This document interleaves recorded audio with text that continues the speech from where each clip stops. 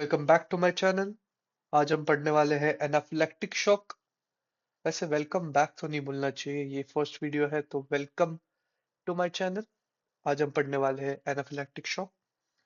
Anaphylactic shock पढ़ने से पहले वी हैव टू नो कि व्हाट इज शॉक।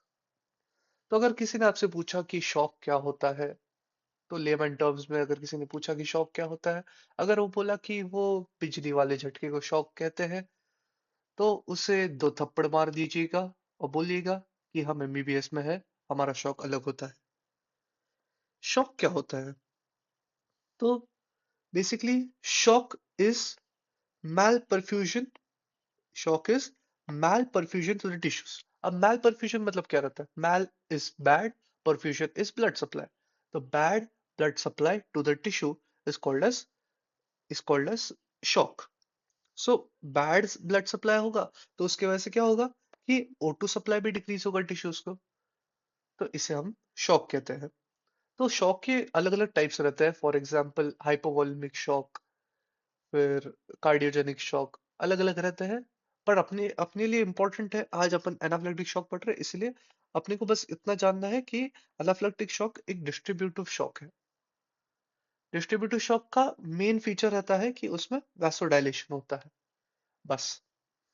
फिर एनाफिलैक्टिक शॉक किस खेत की मूली है? एनाफिलैक्टिक शॉक में मेन चीज है कि एनाफिलैक्टिक शॉक एलर्जन की वजह से होती है। किसकी वजह से होती है? एलर्जन।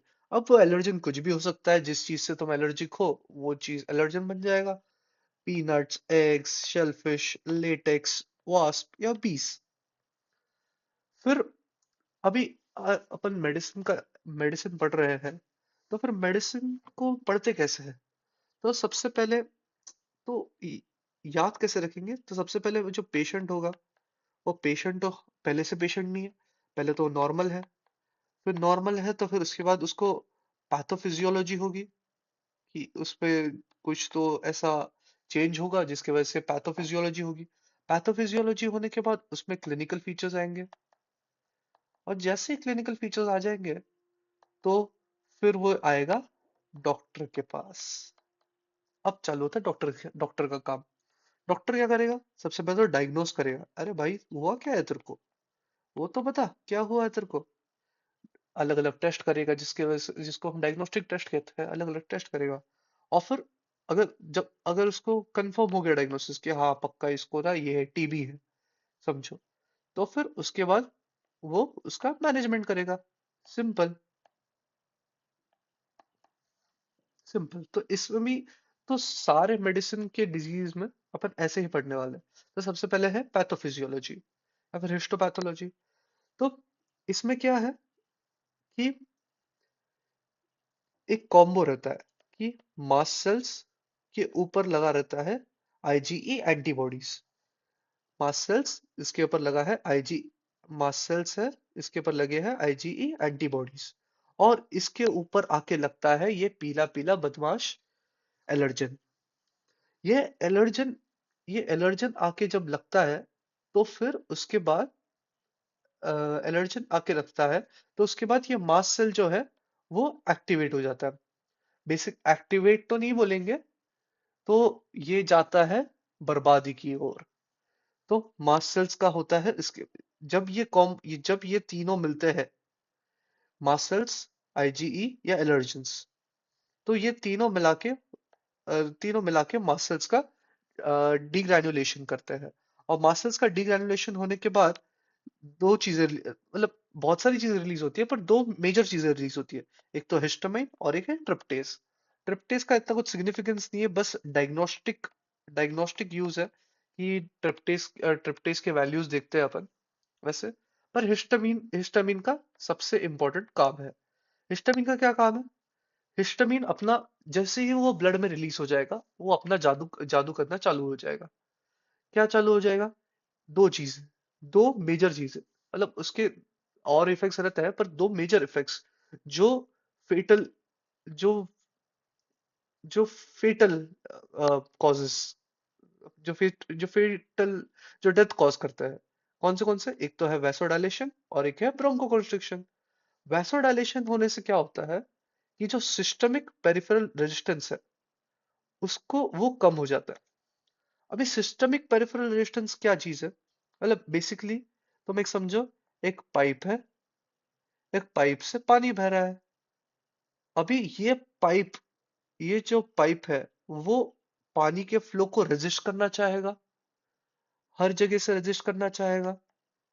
अभी इसी रेजिस्टेंस को कहते हैं सिस्टमिक पेरिफेरल रेजिस्टेंस।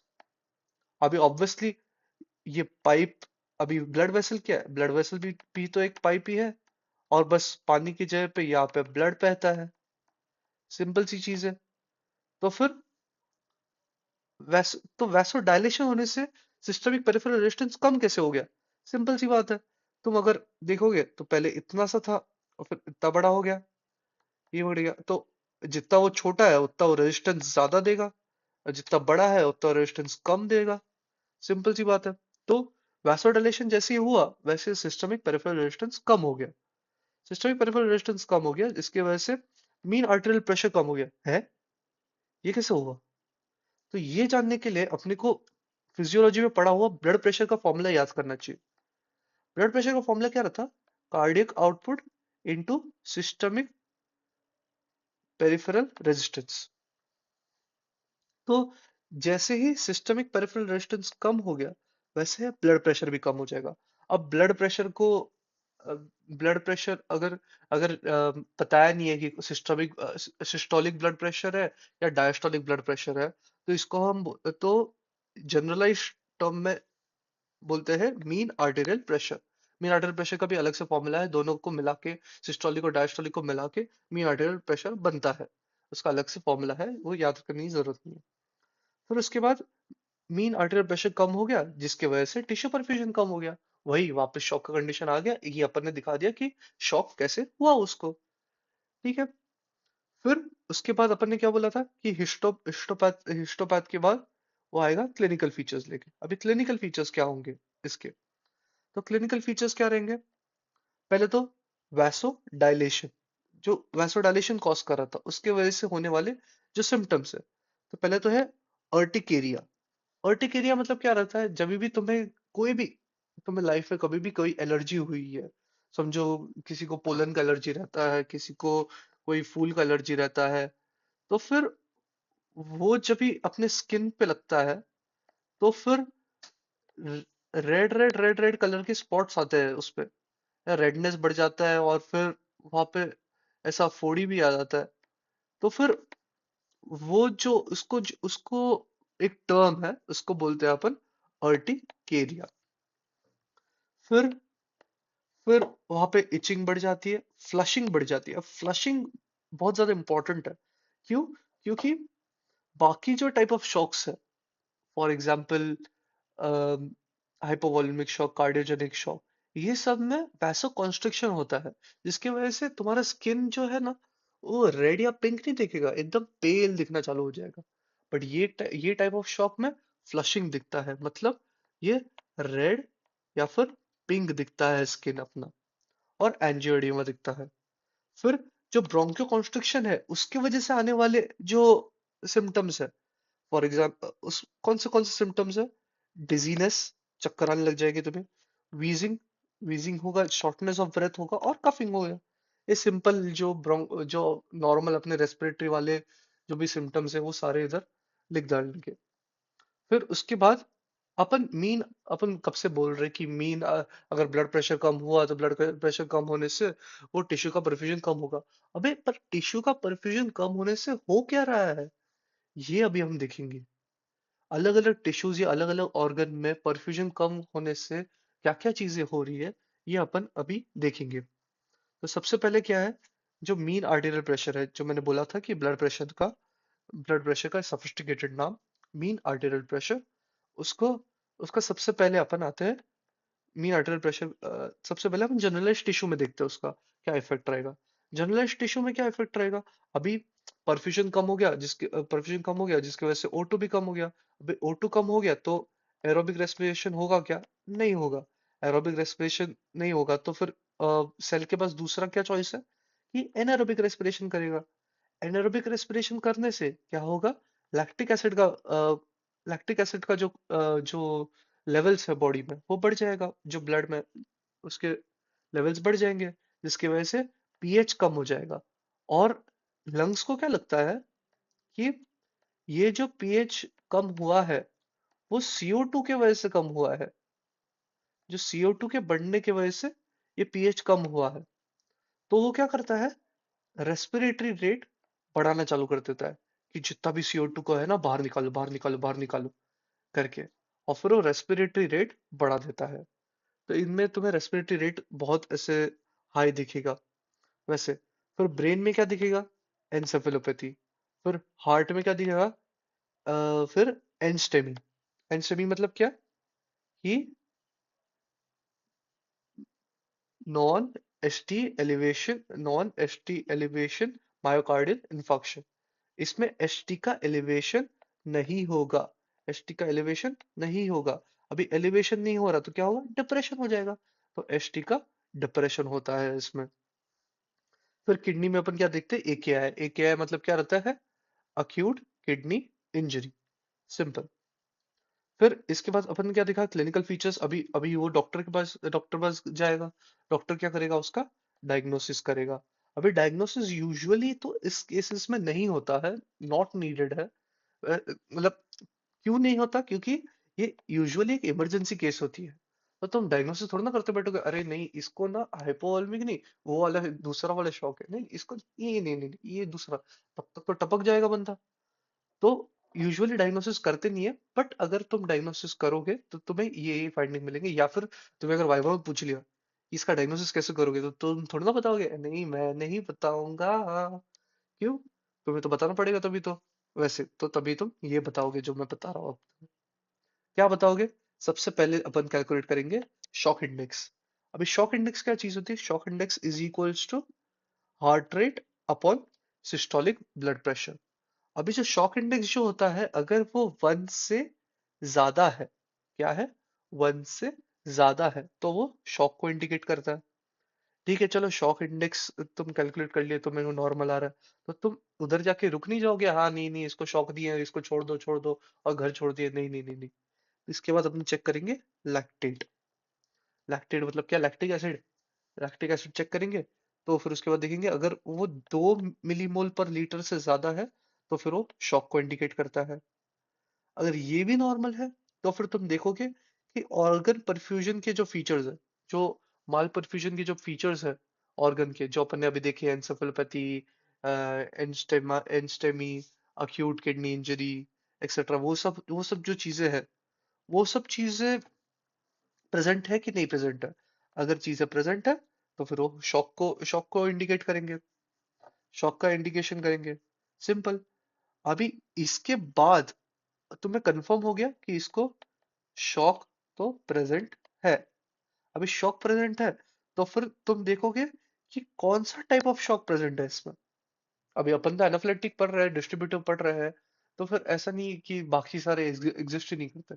अभी तो तुम्हें देखना पड़ेगा कि कौन सा टाइप ऑफ शॉक है। तो इसलिए अपन Swan Ganz catheter, Swan Ganz catheter लगाते हैं, जिसके वजह से हम डिफरेंशिएट कर पाते हैं कि कौन सा टाइप ऑफ शॉक है। तो इस मॉड्यूल में हम लोग बस एनाफिलेक्टिक शॉक के बारे में पढ़ रहे हैं, तो इसलिए हम सिर्फ उसके जो रीडिंग्स है, स्वॉन गैंस कैथेटर की रीडिंग्स है, वही देखेंगे। अभी सीवीपी, सीवीपी क्या रहता है, central Venus pressure. Central Venus pressure क्या इंडिकेट करता है, प्रीलोड। प्रीलोड इंडिकेट करता है, तो प्रीलोड जो है कम होता है। अभी प्रीलोड क्या चीज होती है, प्रीलोड क्या होता है, प्रीलोड, तो प्रीलोड क्या रहता है कि कितनी मुश्किल से, प्रीलोड इज कितने मुश्किल से तुम हार्ट का फीलिंग कर पा रहे हो, समझे।